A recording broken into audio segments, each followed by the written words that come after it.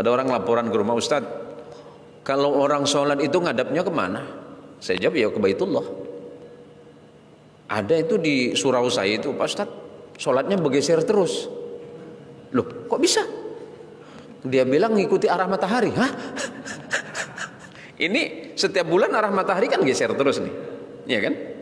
Geser. Jadi setiap bulan sholat kita geser, Pak Ustaz. Kadang begini, kadang begini, kadang begini. Wah, cantik lah macam itu, saya bilang. Apa pula cantik, Pak Ustaz? Tahun depan kita bangun masjid tuh kasih roda aja, saya bilang. tinggal mutar, tinggal geser.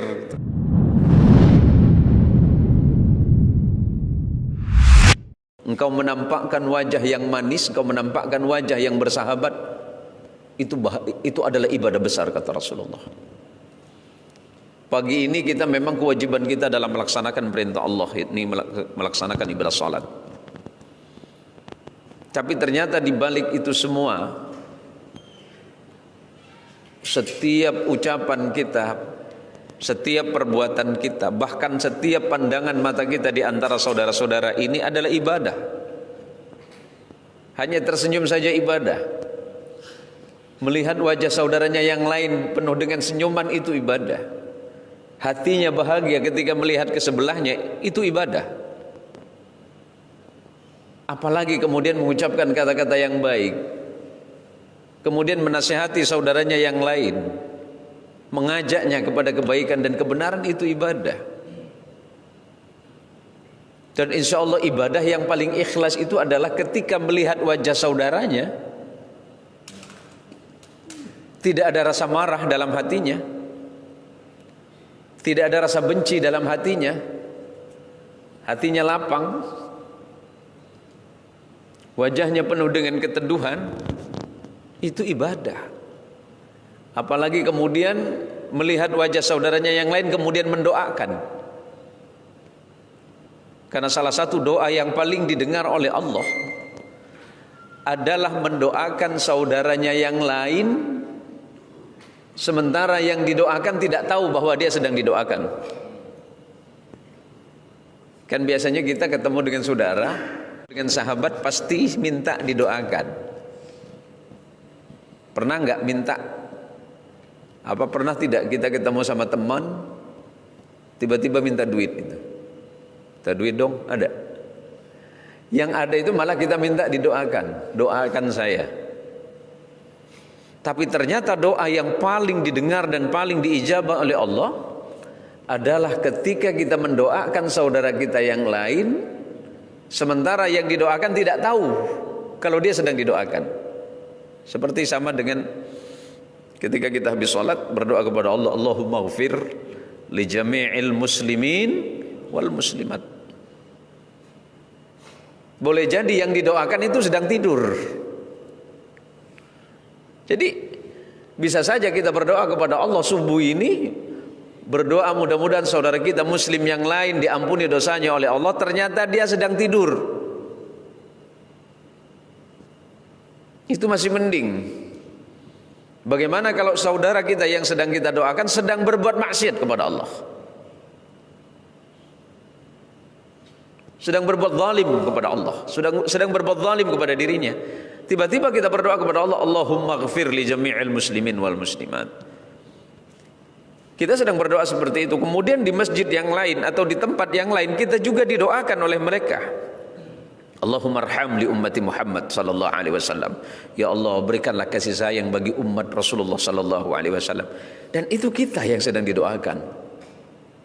Maka pagi ini saya ingin mengingatkan kepada saudara bahwa ibadah sekecil apapun itu jangan pernah dianggap enteng. Jangan pernah menganggap bahwa amal atau perbuatan itu adalah sesuatu yang tidak bermanfaat dan tidak berguna. Boleh jadi apa yang kita lakukan pagi ini, pahalanya Allah siapkan hari ini juga, balasannya Allah siapkan besok, terlebih nanti Allah akan menyiapkan pahala terbesar bagi kita di hari kiamat. Amin ya rabbal alamin. Kalau memang hidup ini mau berbuat sesukanya, ya silakan saja. I'mal ma syi'ta fa innaka mayyitun. Kan begitu. Berbuatlah sesukamu. Kalau memang kamu mau berbuat A, B, C dan seterusnya silakan saja. Tapi ingat, fa innaka mayyitun. Tapi ingat, kamu itu pasti mati. Terus kadang-kadang orang bilang seperti ini, ya terserah saya dong, saya mau berbuat apa juga terserah saya, terserah. Nggak ada masalah. Tapi ingat bahwa hidup kita itu kan mati itu pasti. I'mal masyiatah. Oh saya nggak mau sholat, ya terserah. Terus apakah kita berpikir Allah itu merasa beruntung ketika kita menyembah Allah? Allah beruntung tidak? Allah beruntung tidak dengan sholat kita? Allah tidak akan beruntung dengan sholat kita. Allah beruntung tidak ketika kita menyembah Allah? Tidak. Atau apakah Allah rugi ketika kita tidak menyembah Allah? Apakah derajat Allah itu tambah naik ketika kita memuji Allah? Tidak. Atau juga malah sebaliknya, ketika kita tidak memuji Allah, kemudian kedudukan Allah dan derajat Allah itu turun? Tidak. Karena Allah tidak ditentukan oleh siapapun, tidak ditentukan oleh makhluk. Maka apapun yang mau dilakukan oleh manusia, i'mal ma syi'ta fa innaka mayyitun. Berbuat saja sesukamu. Mau sholat nggak ngaruh bagi Allah. Mau sujud nggak sujud itu tidak berpengaruh bagi Allah. Dan itu tidak merubah apapun bagi Allah. Yang berikutnya, ihbib ma syi'ta fa innaka mufarikun. Cintai apa yang kamu suka. Senangi saja apa yang kamu mau. Tapi ingat bahwa suatu saat kita akan berpisah. Boleh jadi kita ditinggalkan oleh harta yang kita suka, atau kita yang akan meninggalkan harta kita. Pilihannya cuma dua, meninggalkan atau ditinggalkan. Coba pagi ini nih, paling senang apa? Ya sampean paling senang apa? Mobil apa istri? Istri saja. Ya Abah. Abah lebih senang ini? Hah? Tahu Abah ini senang ini. Di rumah saya banyak bah kayak gini. Tapi ini tak. Ihbib masyidah. Senangi apa yang kamu suka. Senang mobil, yuk. Senang rumah, ayo. Senang uang, ayo. Senang istri, ayo. Senang anak, ayo. Tapi suatu hari, istri yang kita cintai pilihannya dua. Kita yang meninggalkannya duluan, atau kita yang ditinggalkan? Ya, sampean pilih mana? Mau ditinggalin istri atau ninggalin istri? Ninggalin. Waduh. Wah, ini berat ini urusannya ini. Ya hidup kan cuma begitu. Kalau bukan ninggalin ya ditinggalin. Ya yang senang dengan jabatan pilihannya cuma dua. Ditinggalin atau ninggalin. Yang ngerasa punya jabatan ya bisa saja jabatannya dinaikin atau suatu saat akan diturunin. Itu hidup. Nggak usah khawatir, nggak usah risau. Apalagi merasa takut. Karena orang-orang yang hatinya beriman kepada Allah, yang sadar betul kepada Allah bahwa hidup ini hanya sementara, waktu kita ini sementara, semuanya hanya dititip oleh Allah. Kapan di saat Allah mau memberi dan kapan di saat Allah mau mengambil, apa urusannya kita? Jadi pagi hari ini ibadah kita hanya ikhtiar dan upaya kita untuk mendekatkan hati kita kepada Allah Subhanahu wa ta'ala. Mudah-mudahan hati kita senantiasa menjadi hati yang hidup. Dan ketika hati hidup, apapun yang dilakukan pasti diawali dengan rasa syukur kepada Allah Subhanahu wa ta'ala. Boleh saya minum sebentar ini? Bismillahirrahmanirrahim. Mumpung tidak puasa ini.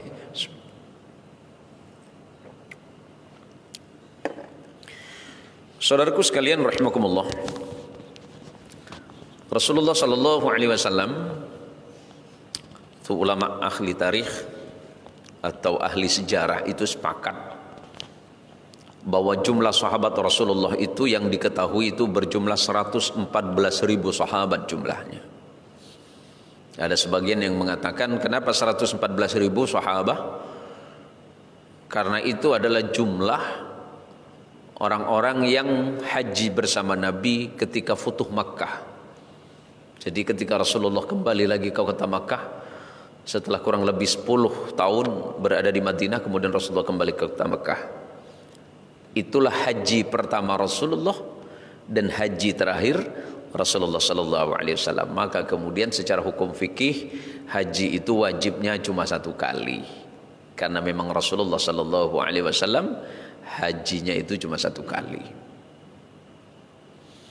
Sementara jumlah sahabat yang diketahui namanya itu hanya 9.500 orang sahabat.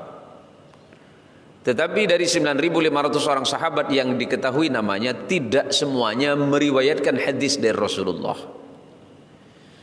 Jumlah sahabat yang meriwayatkan hadis itu sebanyak 1.790 orang saja yang mendengarkan riwayat hadis dari Rasulullah. Yang paling banyak mendengarkan hadis langsung dari Rasulullah itu adalah sahabat Abu Hurairah. Dan di belakang itu ada sahabat yang lain, termasuklah sahabat Abu Dzar Al-Ghifari, yang sebagian ahli hadis menyebutkan Abu Dzar itu meriwayatkan 281 hadis dari Rasulullah. Abu Dzar ini orangnya paling sederhana hidupnya. Tidak neko-neko lah kalau orang kita sekarang. Ya ada rezeki, alhamdulillah. Enggak ada rezeki pun enggak terlalu ngoyo-ngoyo betul nyarinya. Ya beda dengan kita. Kalau kita ini bangun tidur apa yang difikirin? Kita bangun tidur biasa apa yang difikirin, Pak? Hah? Duit lagi. Bangun tidur duit. Habis itu sholat. Habis sholat sambil ngopi yang dipikirin duit lagi. Zuhur duit, asar duit, maghrib pulang ke rumah, sampai macet-macet di jalan yang dicari apa? Duit. Mau tidur yang difikirin? Duit. Memang duit itu magnetnya luar biasa ya. Sampai orang nggak susah tidur betul itu gara-gara duit. Jadi ada empat perkara yang diwasiatkan oleh Rasulullah sallallahu alaihi wasallam kepada sahabat Abu Dzar Al-Ghifari. Yang pertama, ya Aba Dzarrin, wahai Abu Dzar, kata Rasulullah, jaddidis safinata fa innal bahra amikun. Perbaharuilah kapalmu wahai Abu Dzar, karena lautan ini sangat dalam. Rasulullah menggunakan bahasa isyarah, menggunakan bahasa kias. Kenapa Rasulullah itu menyebutkan jaddidis safinah? Padahal waktu itu sahabat nggak punya perahu, sahabat nggak punya kapal, dan di sekitar Hijaz itu jarang sungai. Ada memang laut di sekitar Jazirah Arabia, termasuk Laut Mati dan sekitarnya itu. Paling ada juga Sungai Jordan. Tapi Rasulullah mengatakan kepada Abu Dzar, Makkah itu dikelilingi oleh gurun, Madinah dikelilingi oleh gurun, tandus. Tapi Rasulullah mengatakan jaddidis safinah, perbaharuilah kapalmu wahai Abu Dzar, fa innal bahra amikun, karena sesungguhnya lautan ini sangat dalam. Maksudnya apa? Perbaharuilah kapal keimananmu kepada Allah. Apa iman kita kepada Allah? Adalah kalimatun thayyibah, kalimat la ilaha illallah Muhammadur Rasulullah. Iman kita ini gampang bergeser. Keyakinan kepada Allah itu gampang berubah. Jadi kalau tidak dilandasi dengan rasa keimanan kepada Allah yang kuat dan teguh kepada Allah, khawatir iman ini bocor kemudian kapalnya tenggelam.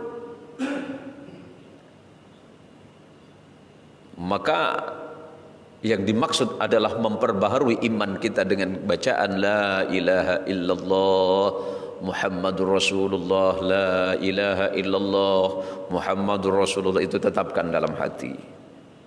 dimanapun kita, dalam suasana dan kondisi apapun, senantiasa ketika hati terpaut kepada Allah, maka tidak akan ada rasa khawatir, tidak akan ada rasa cemas. Timbul kesadaran dalam hati, iya hari ini usaha saya gagal, tapi itu semuanya karena Allah, insya Allah besok tidak gagal. Hari ini saya tidak berhasil, tapi saya yakin insya Allah besok berhasil, karena Allah lah yang menjadi tujuan saya.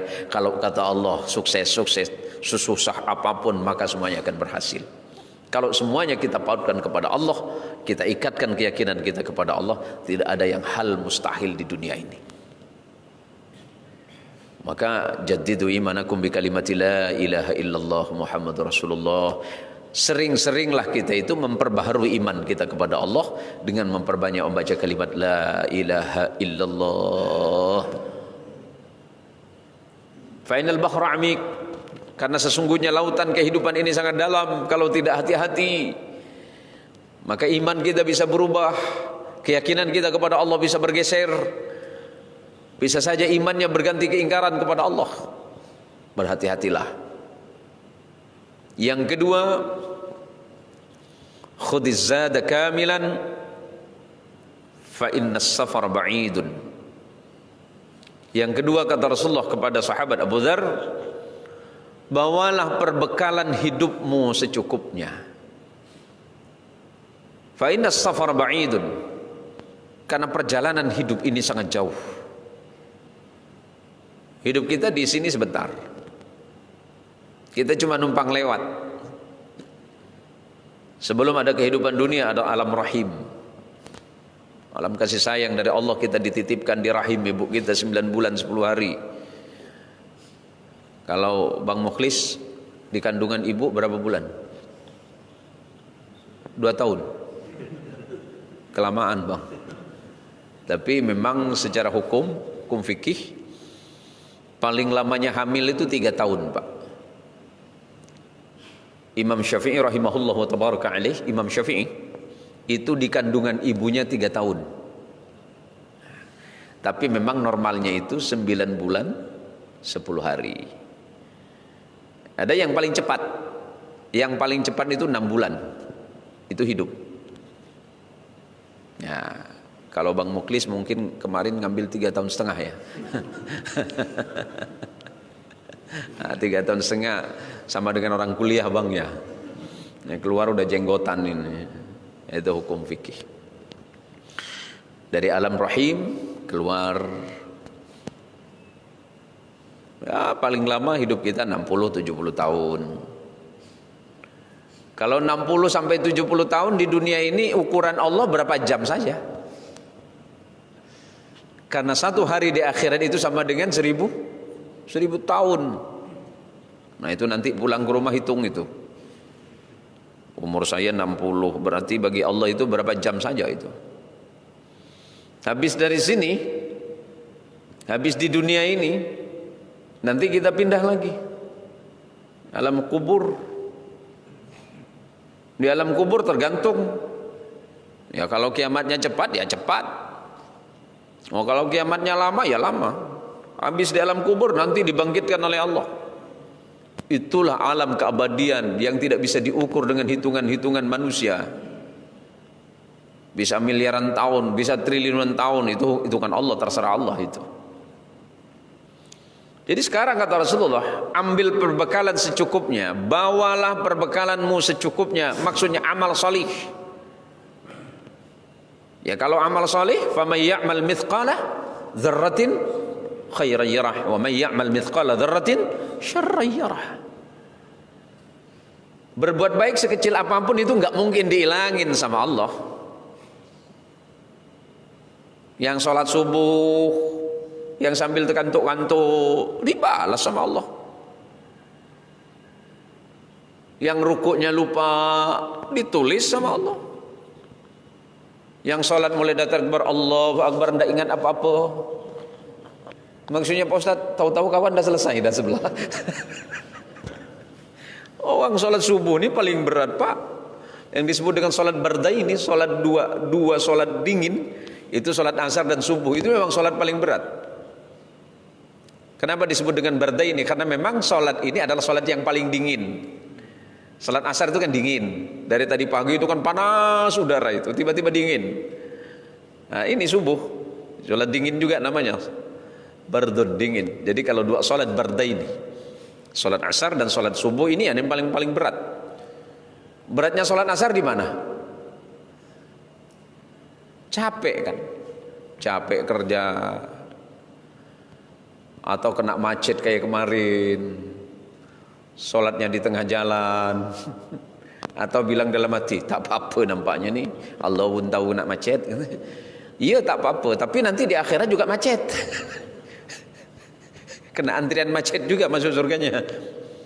Jadi bawalah perbekalan secukupnya, perbekalan amal secukupnya, jangan sampai amalnya kurang. Orang di alam kubur itu sudah dijelaskan oleh Allah dalam Quran. Mereka yang ada di alam kubur sekarang ini berharap kepada Allah agar mereka kembali ke dunia. Mereka berkata kepada Allah, laula akhartani ila ajalin qarib fa asaddaqa wa akum minas salihin. Itu yang dalam kubur itu berkata kepada Allah, ya Allah, seandainya Engkau mundurkan waktuku sebentar saja ya Allah, sedetik saja ya Allah, Allah berikan kesempatan untuk kembali pulang ke dunia ini biar 1 detik, fa asaddaqah, maka aku akan bersedekah, aku akan membenarkan semua hukummu, aku akan membenarkan Al-Quran, aku akan membenarkan Rasulullah Muhammad, aku akan membenarkan semua hukum-hukummu, wa akum minas salihin, dan aku berjanji akan menjadi orang salih. Aku tidak lagi mau meninggalkan salat, aku tak lagi mau melalaikan salat, aku tak lagi mau meninggalkan perbuatan-perbuatan yang baik, aku akan meninggalkan keburukan ya Allah. Itu permintaan orang dalam kubur itu. Maka mumpung waktu kita ini masih ada, mari kita pergunakan dengan sebaik-baiknya. Jangan lagi timbul sesal di belakang hari nanti. Yang ketiga kata Rasulullah, khaffifil himlah, ringankan bebanmu dan bawaanmu. Fa innal aqabata kanud, karena sesungguhnya pendakian hidup ini sangatlah terjal dan curam. Apa bawaan yang dimaksud oleh Nabi? Jangan terlalu banyak membawa beban amanah. Kalau sekarang ini amanah suka diminta, Pak. Ada anggota dewan ini, hah? Aman kalau gitu. Pejabat ada? Ketua RT ada? Pak RT ada kali ini. Pak RT ada ya? Tak ada. Pak RW? Tak ada. Khafifil himlah, ringankan bebanmu, ringankan bawaanmu. Yang ngerasa hartanya kebanyakan jangan dibawa semua, titip saja di penitipan. Penitipannya mana ini? Ini masjid ini penitipan harta. Jangan bawa semua kata Nabi, berat nanti itu urusan. Ini kenapa digeser ini? Oh mungkin dulu penetapannya yang ini dari mana? Dari Depak ya? Oh ya, enggak apa-apa. Yang penting jangan lelucon. Saya bilang kemarin ada lelucon itu. Ada orang laporan ke rumah, Ustadz, kalau orang sholat itu ngadapnya kemana? Saya jawab ya ke Baitullah. Ada itu di surau saya itu, Pak Ustadz, sholatnya bergeser terus. Loh kok bisa? Dia bilang ngikuti arah matahari. Hah? Ini setiap bulan arah matahari kan geser terus nih, ya kan? Geser. Jadi setiap bulan sholat kita geser Pak Ustadz. Kadang begini, kadang begini, kadang begini. Wah cantik lah macam tuh, saya bilang. Oh pula cantik Pak Ustadz. Tahun depan kita bangun masjid tuh kasih roda aja, saya bilang. tinggal mutar, tinggal geser. Pak, Allah itu memerintahkan kita itu sholat itu menghadap Baitullah, bukan menghadap barat. Tapi karena kita berada di Indonesia, sebelah timurnya Baitullah, berarti arah kita ke barat. Tapi bukan menghadap barat, menghadap Baitullah. Karena perintah Allah kepada Rasulullah dan para sahabat dulu, sebelum umat Islam itu bersama Nabi itu sholat menghadap Ka'bah hari ini, itu menghadapnya ke Masjidil Aqsa. 16 bulan lamanya Rasulullah dan sahabat itu sholat itu menghadap ke Masjidil Aqsa di Baitul Maqdis, hari ini Palestina. Bukan Palestina yang ini Pak ya. Bukan ngadep sini. Ngadep ke Masjidil Aqsa yang ada di Palestina, atau sebagian orang Arab menyebutnya Filastin. 16 bulan lamanya Rasulullah menghadap ke sana sampai turun perintah Allah, fawalli wajhaka satral masjidil haram. Maka hadapkanlah wajahmu Muhammad ketika salat itu ya ke Masjidil Haram. Di Masjidil Haram itu ada Baitullah yang kita sebutnya Ka'bah. Kenapa disebut Ka'bah? Karena bangunannya segi 4. Ada yang menyebutnya Ka'bah itu mata kaki. Kenapa disebut mata kaki? Karena posisi Ka'bah atau Baitullah itu dibangun pas di lembah. Maka kalau hujan 1 jam atau 2 jam banjir. Oh, jadi salah ya Ustaz. Ya kok mana ada orang sholat itu ngadep mengikuti matahari gitu.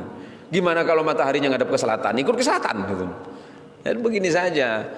Tapi dia bilang begini Pak Ustaz, kemanapun kamu menghadapkan wajahmu, kamu pasti akan bertemu dengan Allah. Hah? Ini lebih parah lagi ini. Begini Pak, tuh ayat tuh ini turun ketika Rasulullah dengan para sahabat itu di satu tempat, di sebuah perjalanan. Rasulullah bingung menentukan arah Baitullah kemana. Maka turun ayat dari Allah, aynama tuwallu wujuhakum fathamma wajhullah. Kemanapun kamu menghadapkan wajahmu Muhammad dan orang-orang yang beriman waktu salat, fathamma wajhullah, maka kamu akan menemukan wajah kasih sayang dari Allah. Ya, kalau di perjalanan ada hukum secara fikih, kalau memang tidak ketemu arah, cukup mengarahkan wajahnya kemana saja. Yang penting timbul keyakinan bahwa saya tidak keliru menghadap kepada Allah. Ya, kalau misalnya di hutan nggak ketemu arah, nggak ada kompas, nggak ada penunjuk arah sekali, matahari nggak kelihatan, kita bingung mau ngadep kemana. Nah, yang penting sholat jangan ngadep ke atas. Kenapa Pak Ustaz nggak pakai sujud nanti? Ya, maksudnya orang sholat telentang gitu. Nah, maka kata Rasulullah, khaffifil himla, ringankan bebanmu, ringankan bawaanmu. Kalau memang hartamu terlalu banyak, titip. Kebanyakan harta nanti yang senang siapa? Kebanyakan harta kita mati. Jadi rebutan salah-salah. Ini kampung apa namanya ini? Sini kampung apa namanya? Iya, Saigon, kelurahan Saigon. Dulu ini kan hutan. Ini hutan. Siapa dulu yang ngaku tanah ini? Nggak ada yang ngaku. Nggak ada yang mau. Sekali ini masuk jadi kota, jadi komplek, ngaku semua. Wah, ini tanah datuk saya nih, ini punya mbah saya, ini punya bapak saya. Dulu kan tidak ada yang ngaku nih. Berapa sih harga tanah dulu? Kan cuma sekian. Sekarang, karena kalau yang namanya dunia ini, ad-dunya khulwatun khadirah, itu kata Nabi, dunia itu khulwah, manis. Barang manis itu semuanya pasti suka. Nah ini, saya yakin sama dengan saya, depan saya ini, ada tidak yang tak suka duit? Hah? Ada yang nggak mau kaya kah? Hah? Ada yang pengen miskin? Nggak, mumpung gratis saya doakan nih. Kenapa?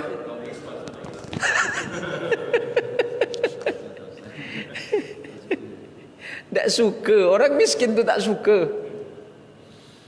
Mungkin ada 1 dari 1000 orang, Tak mau kaya itu. Ada.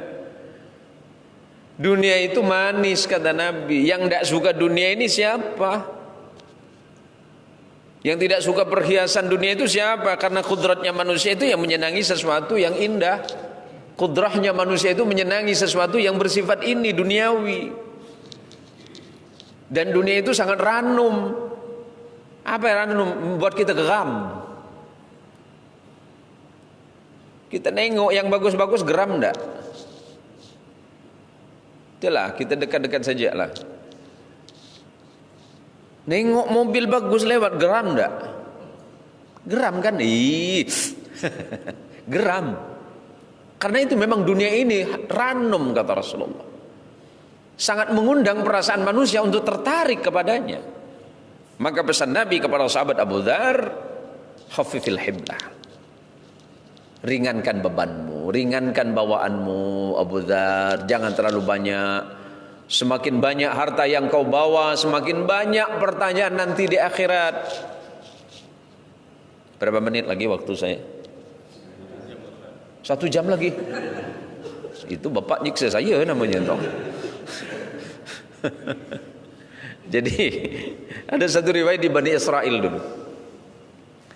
Ada orang yang sangat kaya raya. Karena kaya raya akhirnya waktu mau meninggal takut. Ya Allah katanya. Dulu waktu aku masih miskin, aku selalu berdoa kepada Allah, mudah-mudahan aku diberi harta yang banyak, biar dengan harta yang banyak ini aku bisa bersedekah, biar aku bisa berinfak di jalan Allah. Semakin aku berinfak di jalan Allah, hartaku kok makin banyak ini. Semakin aku memberikan ini di jalan Allah, kok malah aku nggak miskin-miskin. Dia khawatir. Karena khawatir dia pengumuman, dia panggil anak-anaknya. Nah, sini semuanya. Dipanggil oleh bapaknya, kemudian bilang sama anaknya, ini bapak khawatir tak lama lagi meninggal. Terus Pak, kira-kira mau enggak ada yang mengambil harta saya? Wah semuanya mau, saya. Semuanya menjawab saya. Dari sekian anaknya semuanya minta. Saya saja Pak, titipkan ke saya saja, wariskan ke saya saja. Tapi bapaknya bilang begini, soal mewariskan itu gampang. Tetapi nanti kalau di akhirat ditanya oleh Allah, tolong jawab semuanya. Bapak tidak mau jawab masalah dunia ini. Bapak sudah tidak mau lagi jawab masalah harta bapak. Kalian ambil semua, kalian semuanya akan menjawab di hadapan Allah kelak. Sebab kata ulama, orang masuk surga yang paling lama itu orang kaya. Anaknya takut, waduh, ini berat urusan ini. Ya udahlah Pak, kasih yang lain saja. Kasih yang lain.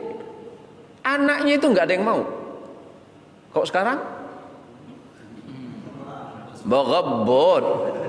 Bapak tak ada mati, didoakan mati. Bilalah bapak aku mati, ini harta dia banyak kali.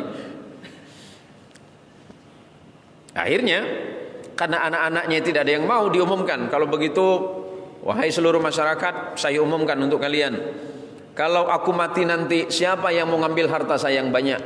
Tapi kalau memang kalian mau mengambil harta saya yang banyak ini silakan.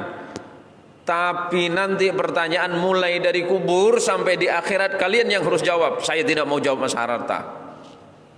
Enggak ada yang mau. Enggak ada yang mau. Ya udah kalau begitu saya turunkan. Kalau memang saudara tidak ada yang mau, bolehkah saudara menemani saya di kuburan 40 hari 40 malam? Semuanya bingung. Maksudnya Pak? Ya tolong temanin saya saja, nanti saya takut waktu ditanya malaikat. Enggak ada yang mau. 40 hari 40 malam. Ada yang mau di sini? Nggak ada yang mau waktu itu. Akhirnya ada tukang sapu. Ya kalau memang saudara yang lain tidak ada yang mau, biar saya yang nemanin. Kerjaan saudara tukang sapu. Oh wajar. Wajarnya kenapa? Lama tak megang duit besar kan? Tapi saudara tak tahu, ini pertanyaan besar nih katanya kan.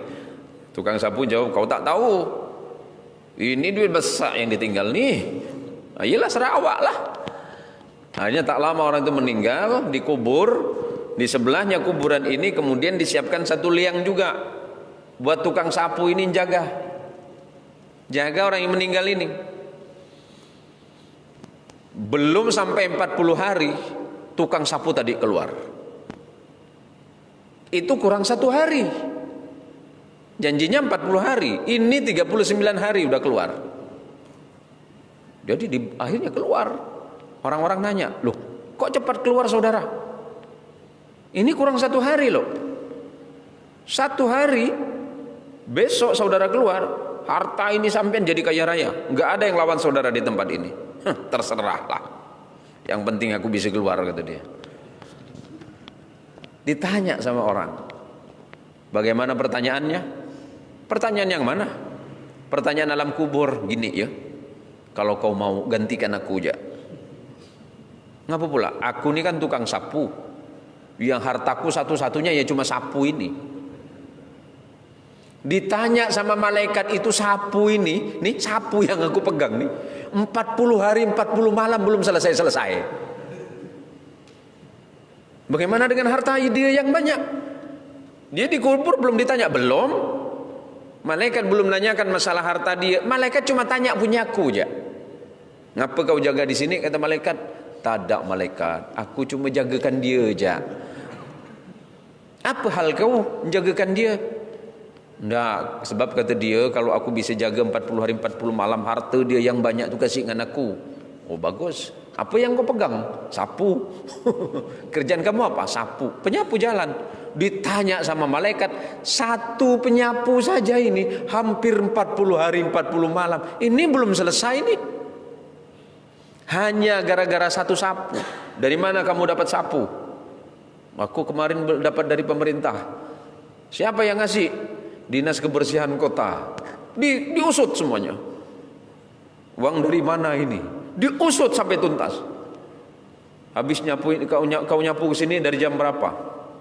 Aku nyapu di sini jam 6. Balik jam 10. Ditanya sama malaikat, kau ini pernah telat 1 hari ini, 1 menit kau telat. Padahal janjimu jam 6 di situ. Tapi kamu telat 1 menit. Kemana kamu 1 menit itu? Hanya satu penyapu, hampir 40 hari 40 malam malaikat menanyakan sapu. Bagaimana kalau Allah nanti nanyakan baju yang kita pakai? Dari mana baju kamu dapat? Saya beli, malaikat. Beli duit dari mana? Saya kerja. Kerja di mana? Kerja. Itu yang enggak selesai-selesai. Maka khafifil himla, kata Nabi, ringankan barang bawaanmu, jangan terlalu memberatkan dirimu. Amanah jangan kau tumpuk. Satu amanah itu berat.